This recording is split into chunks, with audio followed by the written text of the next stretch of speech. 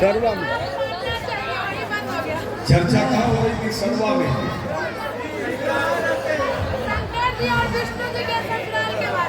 हरि हर एक है दोनों न हम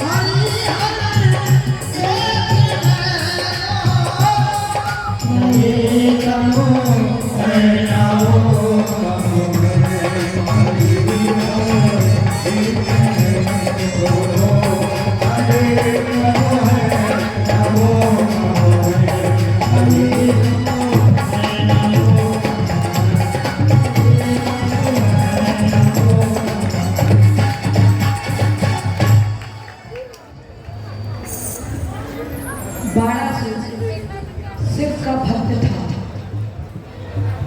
शंकर जी प्रसन्न हो गए, बोले बेटा बड़ा मांगी। 12 साल ने कहा मुझे दीजिए वरदान 1000 हाथ का।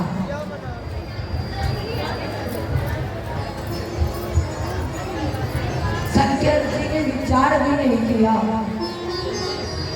सोचा भी नहीं कि ये इतने हाथों का करेगा क्या।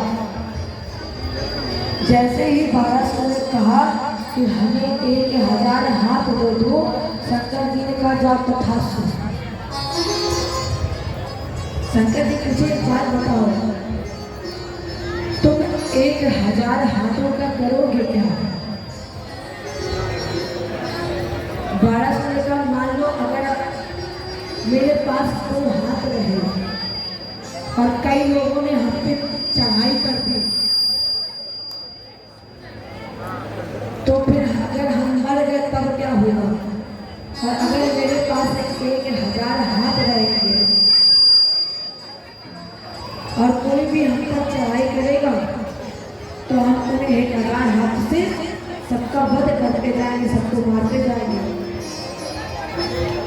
शंकर जी ने वरदान दे दिया, लौट कर आया, लेकिन 1200 से लड़ने के लिए कोई नहीं मिला।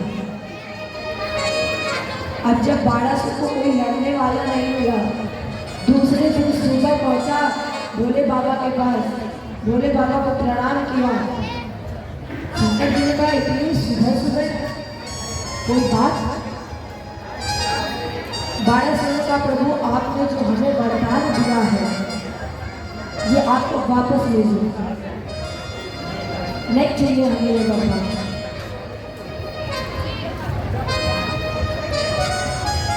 शंकर जी ने पूछा क्यों? 1200 का एक बात बताइए, जब कोई लड़ने वाला ही नहीं है तो हम इन 1000 हाथों का क्या करेंगे? इसलिए वापस ले लो।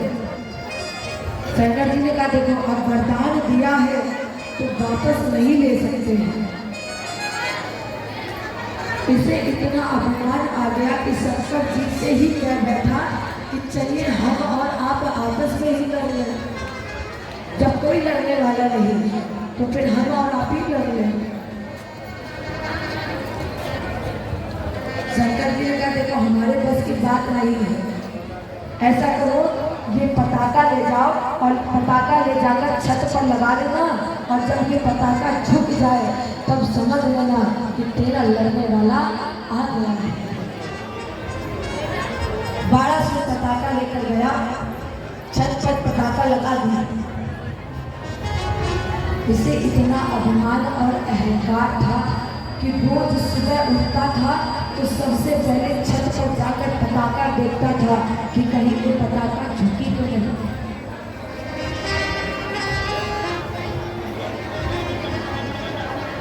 जैसे ही इसके अंदर अभिमान आ गया, पहले हमने आपको ये बताया था कि हमारे प्यारे प्रभु का एक नाम गर्वाहारी है। जब किसी व्यक्ति के गर्व के अंदर अभिमान आता है तो हमारे प्यारे प्रभु उसके गर्व के अनुकरण को जड़ से उखाड़ फेंकते हैं। भगवान ने यहीं पर एक लीला रच दी। कैसी लीला? इसी की पुत्री का नाम था उषा। शयन कक्ष में पड़ी सो रही थी।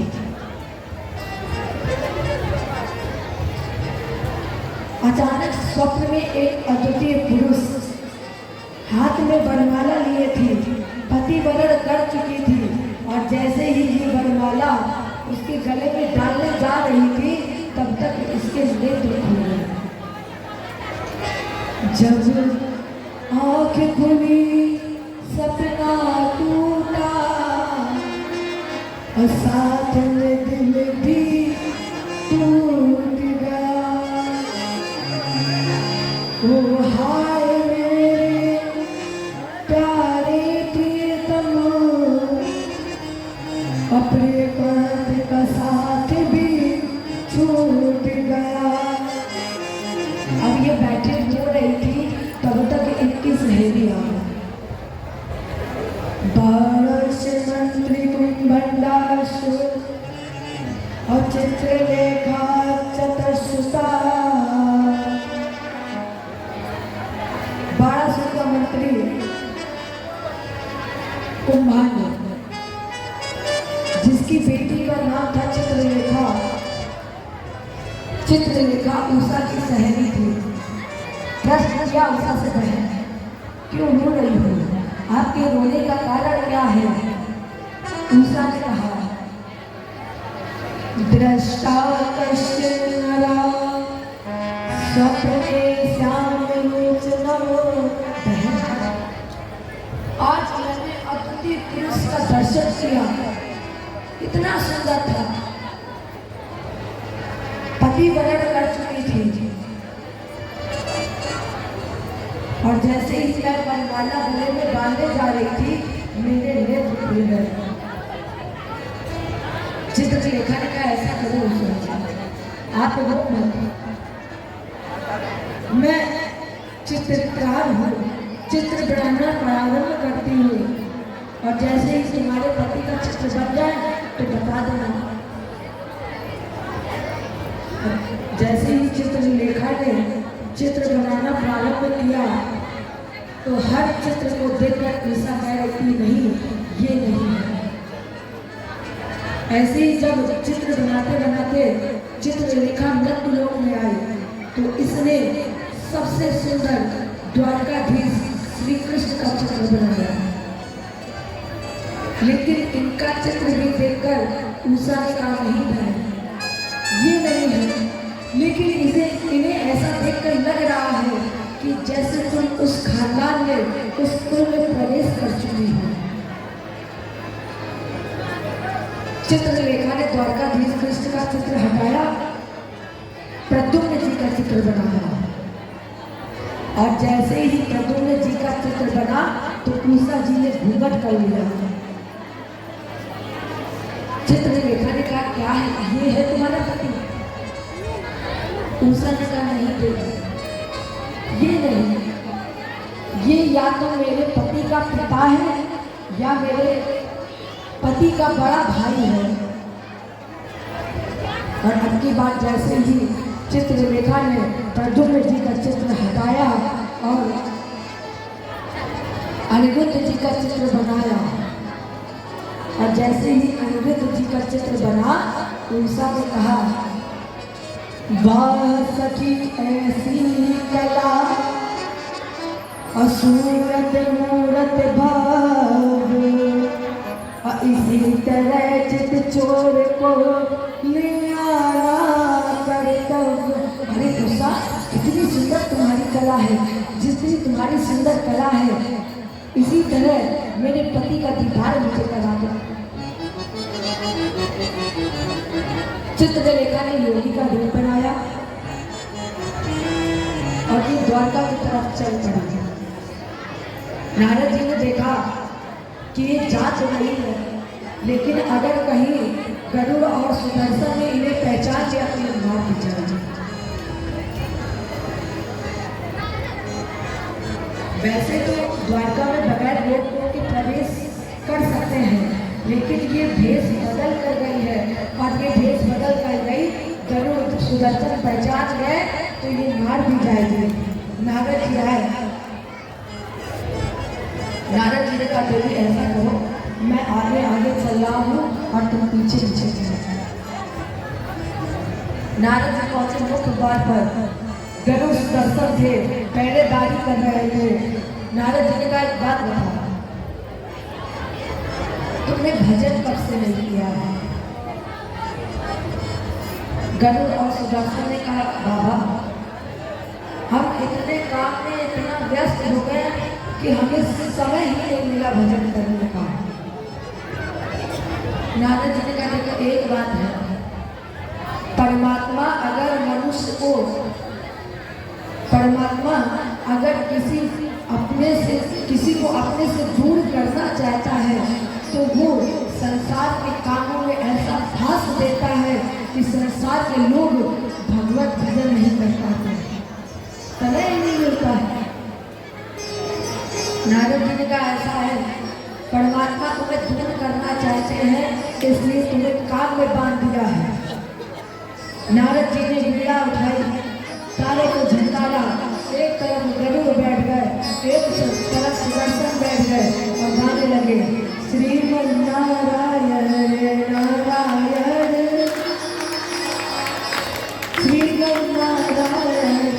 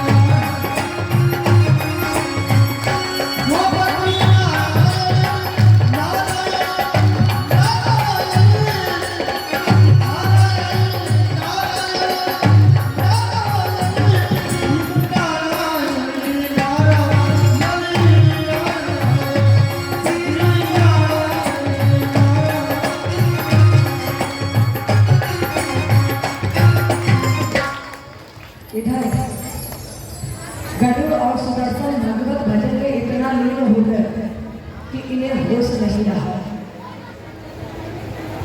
नारद जी ने कहा चित्रलेखा से अभी क्यों खड़ी हो, जाओ चलकर। और जैसे ही नारद जी ने चित्रलेखा को प्रविष्ट करा दिया,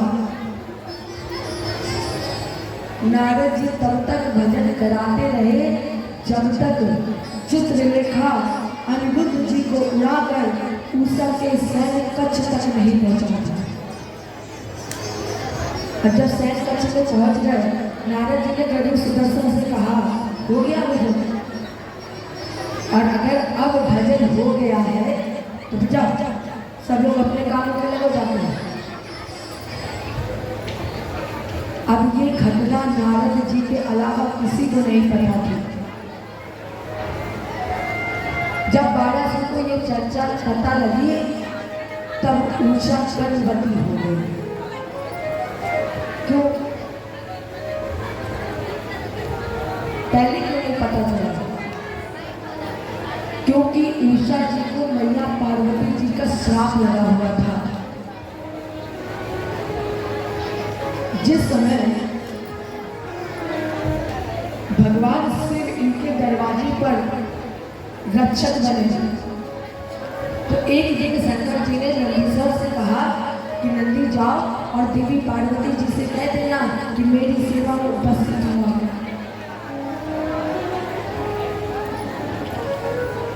माता जी को थोड़ा समय लग गया, तब तक उषा ने मैया पार्वती जी का स्वरूप बनाया कि सामने जाने ही वाली थी, तब तक मैया पार्वती अंदर से आ गई। मैया पार्वती ने इन्हें श्राप दे दिया, अरे अभी तेरे पिता ने विवाह की चर्चा करना भी प्रारंभ नहीं किया, अभी तुम्हारे विवाह की चर्चा तुम्हारे पिता ने नहीं शुरू की, और तेरे हृदय में ये विचार आ गया, तेरे हृदय में पति की सेवा का भाव आ गया। इसलिए मेरा श्राप है कि तुम्हें बगैर पिता को चर्चा किए हुए तुम्हें स्वप्न में अद्वैत पुरुष का दर्शन हो, तुम उसे पति बना लो। और इतना ही नहीं, तुम्हारे पिता को ये चर्चा तब पता चले जब तुम गर्भ से हो जाओ। इसी श्राप बारासुर को ये चर्चा तब पता चली जब उषा जी गर्भवती हुई। नारद जी ने फिर उठाई लिया, पहुंचे कन्हैया के पास। नारद जी ने कन्हैया से कहा, एक बात बताओ, आपका परिवार बहुत लंबा चौड़ा है। कन्हैया बोले, मतलब कोई खास बात? ऐसा बोले कोई खास बात तो बताओ। नारद जी ने कहा, सही बात है, 56 करोड़ की भीड़ में अगर 56 खो भी जाए तो क्या फर्क पड़ता है आपको? इतनी जनसंख्या में अगर कुछ खो भी जाए तो कहाँ से आपको फर्क पड़ेगा? कन्हैया ने कहा, नारद जी हुआ क्या ये तो बताओ। नारद जी ने कहा, वो कहाँ है?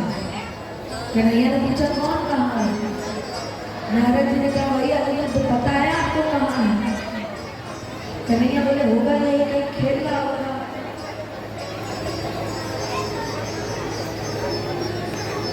नारद जी ने कहा, होगा कहीं नहीं, आपको पता है 4 महीने हो गए जेल में पड़े हुए। और जैसे ही कन्हैया को पता चला, 5 जन संग धनी की बीड़ा लेकर चढ़ाई कर दी। इतनी सेना थी, जितने हाथी थे, रथ थे, घोड़े सब पैदल चल रहे थे। और जो धूल उड़ी वो आकाश में ऐसे छा गई कि दिन में ही अंधेरा आ गया। अब जब ये तो प्रारंभ हुआ, अब इसने सोचा लड़े कैसे, इतनी जनसंख्या है। अब जब किसी के पास कोई सहारा नहीं होता है तो वो परमात्मा को याद करता है। बारासुर ने कहा, भोले बाबा राजमा रक्षा कर। आसुतोष तुम अवधर दानी, आरती हरम दीन जग जाए। की रक्षा करो। इतनी सेना थी कि 1200 देखकर हार गया। बुलाने लगा प्रभु, भोले बाबा, प्रार्थना करने लगा, देव देव महादेव अभूतात्मन भूत भावन भोले बाबा नमामि समीसार मेरे बाल रूपम। आवाज लगाई, कहा नमामि समीसार मेरे बाल रूपम विभुजा विभुजम वेद स्वरूपम।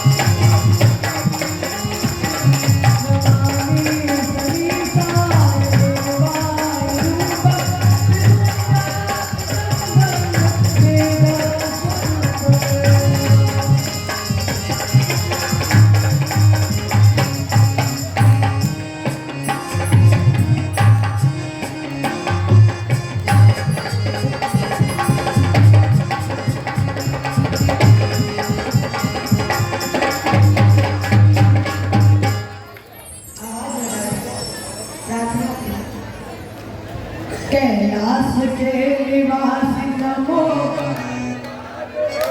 नमो बाबा आयो शरण तिहारी प्रभु का।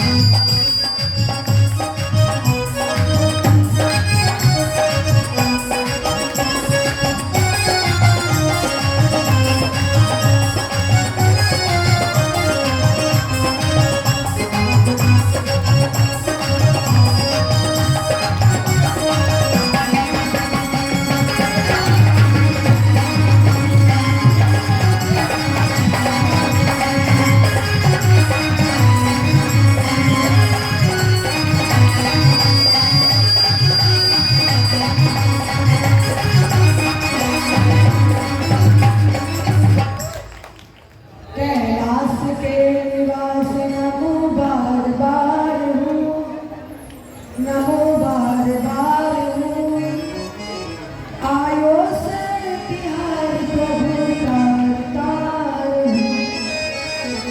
प्रार्थना की देवी बाबा देव देव महादेव अभूतात्मनि भूत भावन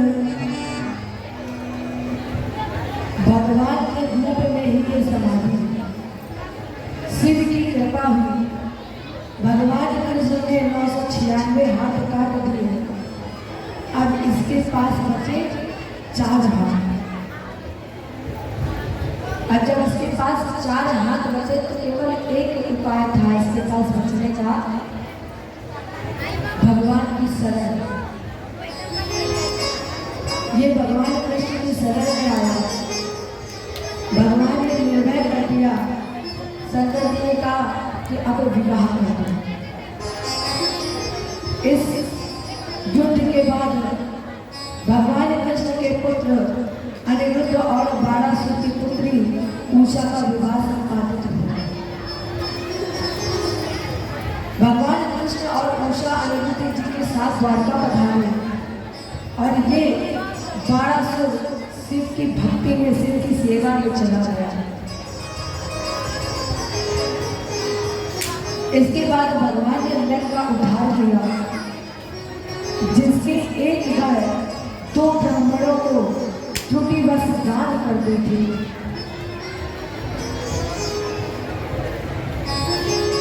कैसे दान कर दी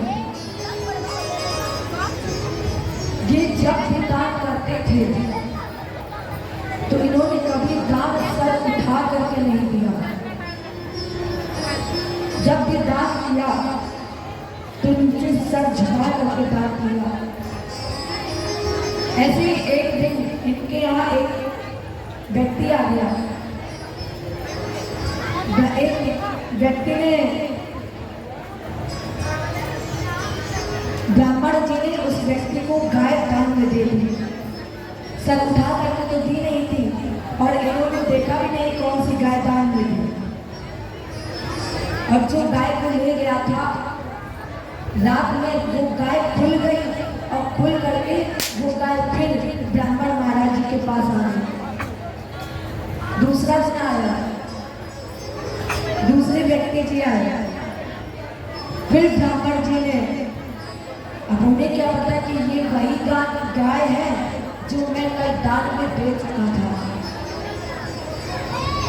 इन्होंने देखा नहीं और वही गाय दोबारा इन्होंने दान में दे दी अब वो राजा जी गाय लेकर जा रहे थे और जो पहले व्यक्ति गाय ले गया था वो ढूंढते ढूंढते उधर से आ रहा था जैसे इस व्यक्ति ने देखा कि ये वही गाय है जो मुझे दान में दी गई थी तो अब दोनों के बीच में युद्ध दोनों ने कहा ऐसा है लड़ो मत आपस में राजा के पास चलो जिसने गाय दान की है वो बताएगा तो दोनों व्यक्ति एक गाय को लेकर ब्राह्मण महाराज के पास पहुंचे जब दोनों व्यक्तियों ने बताया तो ब्राह्मण जी ने कहा मुझसे गलती हो गई क्योंकि मैंने कभी दान सर उठा करके नहीं दिया सर झुका करके दिखा इसलिए मेरा अपराध क्षमा कर दो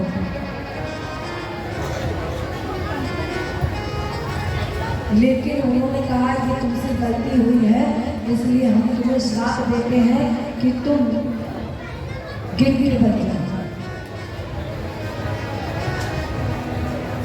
देखो ये सर उठा करके दान क्यों नहीं करते थे इन्होंने सोचा अगर मैंने सर उठाकर दान किया लोगों ने मेरी बड़ाई कर दी और जब वो मेरी बड़ाई कर दी तो कहीं मुझे अभिमान ना आ जाए अहंकार ना आ जाए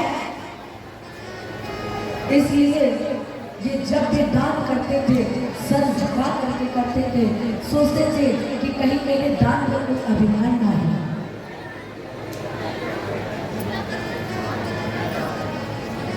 तो 2 ब्राह्मणों को त्रुटि बस इन्होंने गाय दान दी तो इन्हें गिरगिट बनना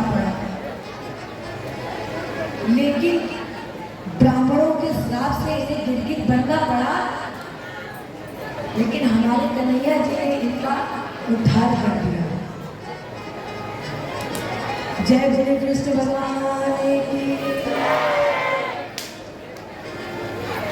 इसके बाद शाम के कारण शाम के दुर्योधन के स्वयंवर में जाकर लक्ष्मणा की माला पहन ली। बलराम जी ने दुर्योधन को समझाया, लेकिन दुर्योधन इतना जिद्दी, दुर्योधन नहीं माना। और जब दुर्योधन नहीं माना तो बलराम जी ने हल्के नोक में फंसाकर इसे पलटना चाहा। दुर्योधन मंत्रा करने लगा और जब मंत्रा की तो वो भगवान की शरण में आ गया। जब भगवान की शरण में आया तो श्याम और लक्ष्मणा जी का विवाह संपादित हो गया। इस विवाह के बाद भगवान को 2 निमंत्रण एक साथ मिले। लक्ष्मणा और श्याम के विवाह के बाद भगवान को 2 निमंत्रण एक साथ मिले। एक निमंत्रण आया है जरासंध के कारागृह में बंद 20,000 राजाओं का और दूसरा युधिष्ठिर के राजसी यज्ञ का। दोनों निमंत्रण एक साथ आए। अब भगवान इस सोच में पड़ गया कि किस निमंत्रण में पहले जाए और किस निमंत्रण में बाद में जाए। वहां पर उद्धव जी थे। उद्धव जी ने इस समस्या का निराकरण किया। महाराज जी, मेरा मत ये है कि जब यज्ञ होता है तो पहले होती है दिग्विजय, तो आप दिग्विजय कराने के लिए युधिष्ठिर के यज्ञ में चले जाए और जब दिग्विजय हो जाए तो जरासंध को पराजित करवा दें। तो 2 निमंत्रण एक साथ आपके हो जाएंगे। भगवान को ये बात बहुत अच्छा लगा। यज्ञ में पहुंचे, दिग्विजय की घोषणा हुई। भगवान कृष्ण ने अर्जुन और भीम को साथ ले लिया। भीमसेनो अर्जुन और कृष्णो ब्रह्मलिंग धराश्रया। तीनों ने बढ़िया सत्य के भेष बनाया। जरासंध ने तीनों संतों का स्वागत किया और स्वागत करने के बाद बोले, महाराज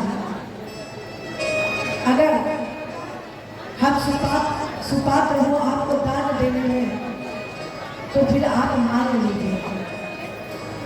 भगवान ने कहा, हम जो मांगेंगे वो हमें दोगे। जरासंध ने कहा, आपका नाम नहीं सुना है क्या? देखो, इसमें दान तो किया लेकिन इसके दान में अभिमान है। जरासंध ने कहा, नाम नहीं सुना है। बस जैसे ही इसने बोला नाम नहीं सुना तो इसके दान में अभिमान आ गया। भगवान बोले, युद्धमेनो देहि राजेन्द्र अध्वंसो यदि मन्यसे युद्धार्थिनो वयं प्राप्ता राजन्यानिकासिता। भगवान बोले, नाम सुना है इसीलिए तो हम आए हैं। जरासंध, मुझे चाहिए द्वंद्व युद्ध कुश्ती। जरासंध का ये कैसे संत है, ये कैसे ब्राह्मण है? इसने प्रश्न किया, कौन हो तुम?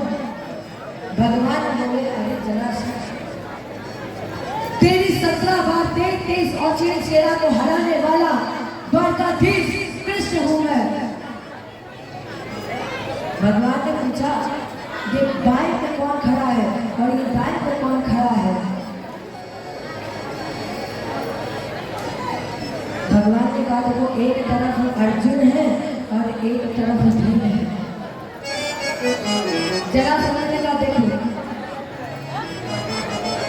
आपने ये तो बताया कि 17 बार 33 और सेना को हराने वाला द्वारकाधीश कृष्ण, और वो भूल गए जब 18वीं बार युद्ध मैदान को छोड़ कर गए थे। इसलिए हम किसी भावड़े से युद्ध नहीं करते हैं, इसलिए पीछे हट गया। जरासंध ने कहा, अर्जुन भवेद योद्धा हो गया। लेकिन ये जो अर्जुन है ये कोई योद्धा नहीं है। अरे ये कहाँ दुबला पतला है, ये कहाँ हमसे लड़ पाएगा। और जब कोई योद्धा नहीं होता उससे नहीं लड़ते हैं। अब बचे भीम। अगर भीम लड़ना चाहे तो फिर हम तैयार हैं। भगवान ने भीम की तरफ देखा और कहा चलो अभी युद्ध हो जाए तुम्हारा और जरासंध का। जरासंध ने कहा हाँ भीमस्तुल्य बलो। भीम बल में भी बराबर है और कुश्ती में तो है ही नहीं। इसलिए अगर ये चाहे तो लड़ ले। आ भीम अब युद्ध हो। अब भीम और जरासंध की कुश्ती बन गई। राजन ये युद्ध 27 दिन तक प्रतिदिन चला। दोनों जब युद्ध मैदान में पहुंचते थे, अखाड़े में जाते थे,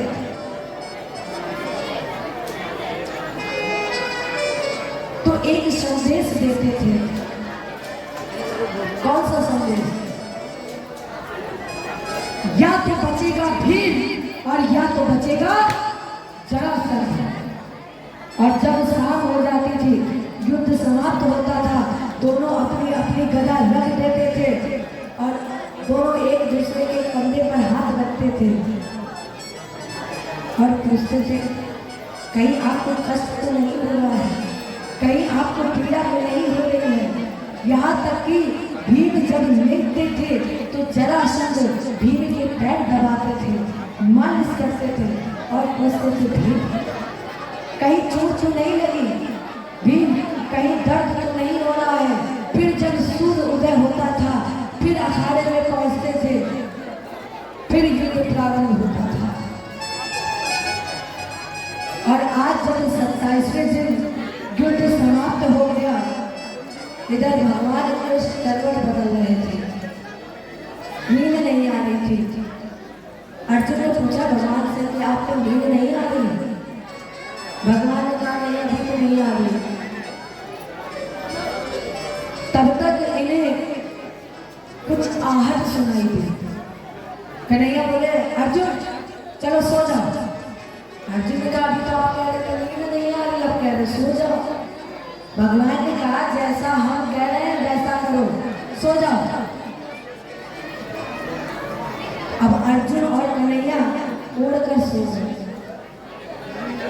उधर से भीम आया। भीम ने क्या कन्हैया? गोपाल नहीं बोले, गिरधर नहीं बोले, अरे द्वारकाधीश कृष्ण नहीं बोले। भीम ने कहा सही है, तुम काहे बोलोगे? तुम तो परे परे खीर खा रहे हो, मेवा खा रहे हो, पूरी खा रहे हो, हड्डी पसली हमारी टूट रही है, तुम्हारे मुंह से कहाँ आवाज निकलेगी? भीम ने कहा देखिए अगर अब आप नहीं बोले तो मैं युद्ध को छोड़कर भाग जाऊंगा। कन्हैया सोचने लगे कि अगर अब नहीं बोला तो कहीं अगर ये भाग गया तो फालतू की नाक और कट जाएगी। भीम ने कहा कृष्ण, और जैसे ही भीम ने कहा कन्हैया, कन्हैया उठे तो बोले कौन हो तुम? भीम का सही अब काहे पहचानोगे? अब पहचानोगे थोड़ी ना हम कौन है, भूल गए हमें कौन है। कन्हैया ने कहा जाओ सो जाते, सुबह उठते हैं अखाड़े में। भीम ने कहा अखाड़े में सुबह सुबह उठता वो बोलेंगे जब हमारे प्राण बच रहे, हम भाग जाएंगे। हमारे अंदर इतनी हिम्मत नहीं रही, इतनी ताकत नहीं है कि अब हम कल युद्ध कर सकें। भगवान ने भीम की पीठ पर हाथ रखा और बोले भीम कल हम तुम्हें एक दाव बताएंगे और जब हम तुम्हें दाव बताएं तो तुम मेरी तरफ देखना और उस दाव को उसी अखाड़े में उतार देना, तब तुम्हारी विजय हो जाएगी। 28वें दिन फिर युद्ध हुआ। युद्ध मैदान में पहुंचे भीम नीचे और जरासंध ऊपर।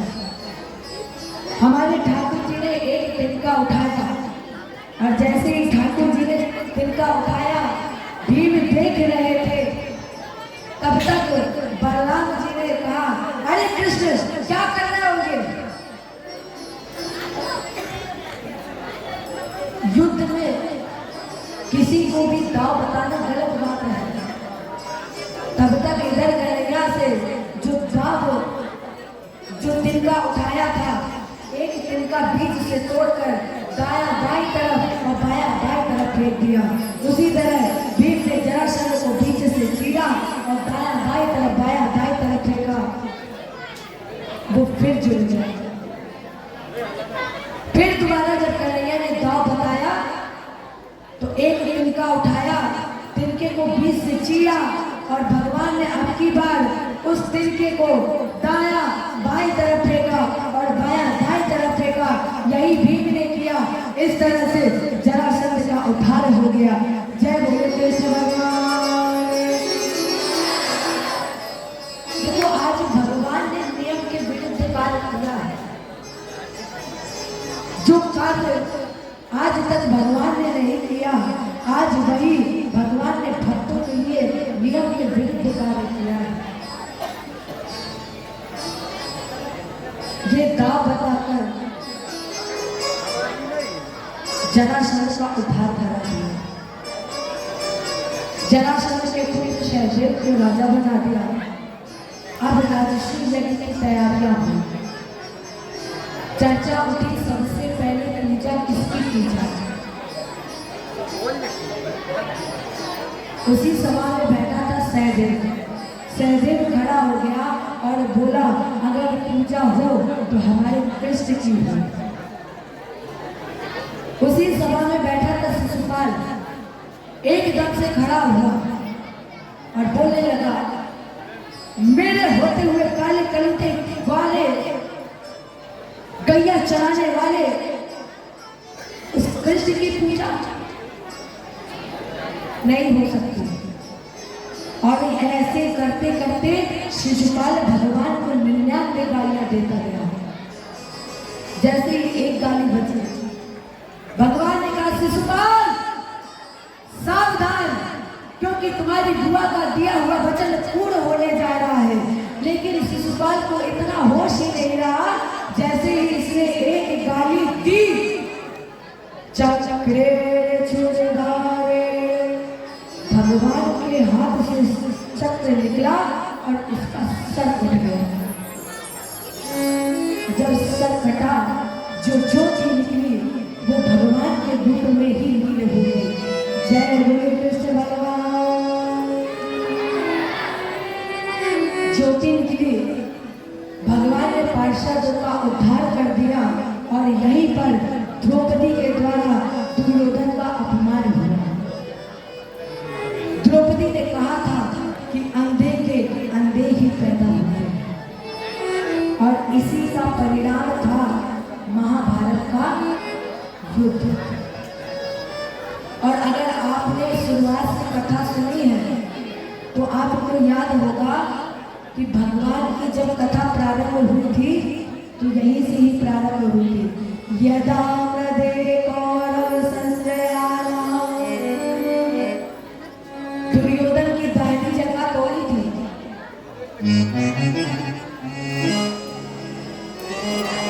भगवान ने जगह तोड़ करके एक संदेश दिया। भीम को अपनी प्रतिज्ञा का ज्ञान नहीं था, लेकिन भगवान ने संकेत करके बता दिया और दुर्योधन की जंगा तोड़ दी। भगवान ने युधिष्ठिर को राजा बनाया और एक सत्य, न्याय, धर्म की ध्वजा फैलाकर इस संपूर्ण विश्व को एक संदेश दिया। भगवान ने क्या सारा जोर लगा ले जमाना, कितना जोर लगाएगा, पूरे भारत में भगवान का झंडा ना कभी झुका था, ना कभी झुका है और ना कभी झुकेगा। ये भगवान ने संदेश दिया। चलिए एक बार हम अपने राम जी को याद करते हैं, राम जी का नाम गाते हैं, इसके आगे का प्रसंग आगे बढ़ाते हैं।